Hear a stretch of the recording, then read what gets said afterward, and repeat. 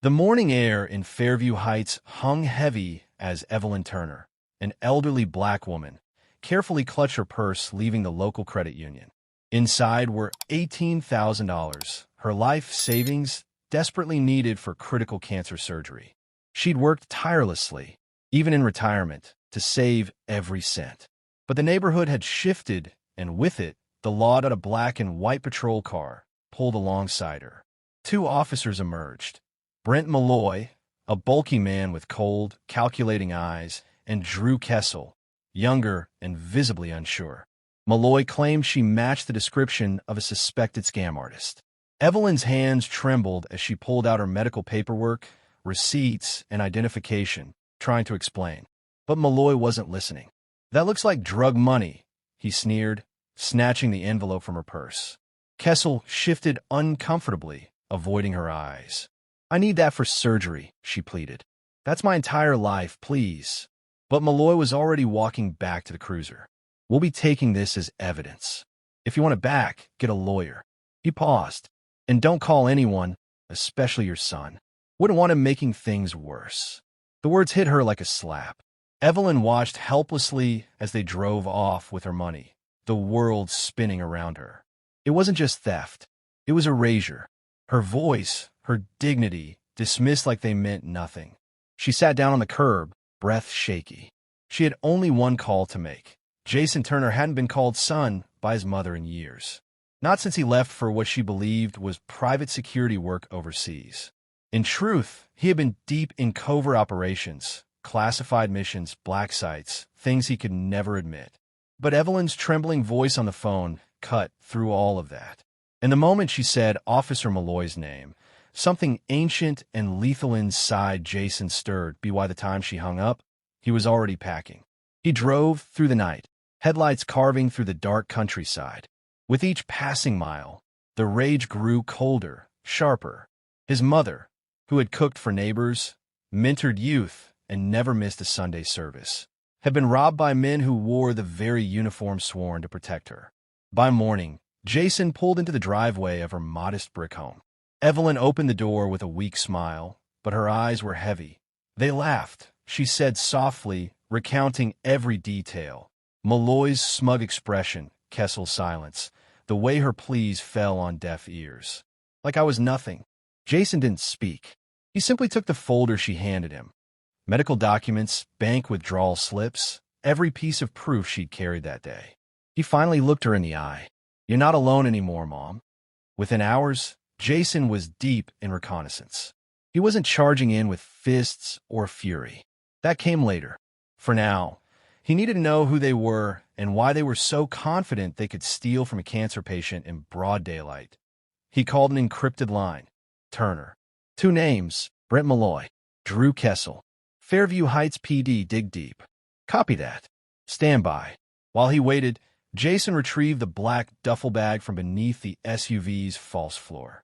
It contained signal interceptors, long-range microphones, burner phones, even a drone no bigger than his palm.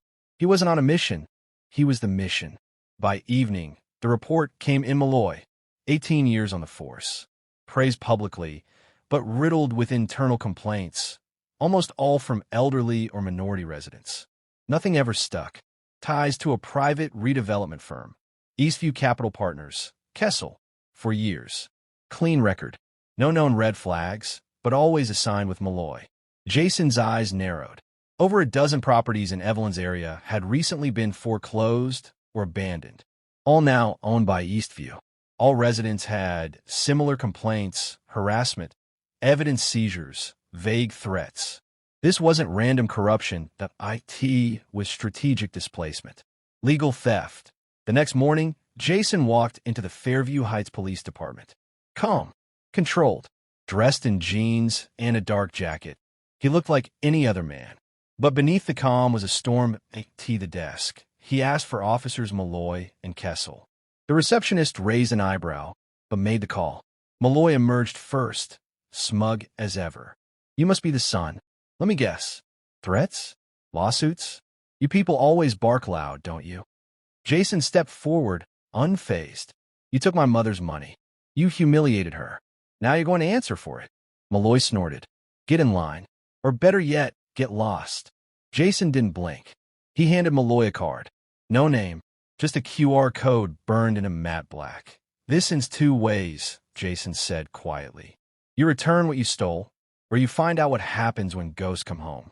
He turned and walked out, leaving Malloy staring at the card, suddenly unsure. Kessel watched from down the hall, his hands clenched. Jason didn't look back, because ghosts don't look back, they haunt. As he drove away, a micro-drone, deployed from his pocket, silently began recording every word and movement inside the lobby. Later that evening, Malloy's patrol car GPS pinged at an unusual location, a dull, tan office complex on the edge of town. Jason parked a block away, approached the building as a delivery driver, and confirmed the suite number. Eastview Holdings, Suite 302. It was exactly what he expected, an anonymous shell, one of many used to hide corruption in plain sight. Using a fiber-optic camera slipped under the door, Jason surveilled the meeting inside. There they were, Charles Whitmore, Eastview's head of acquisitions, and Victor Alvarez, a private equity fixer with a reputation for dirty deals. They spoke freely, unaware of the listening ghost outside.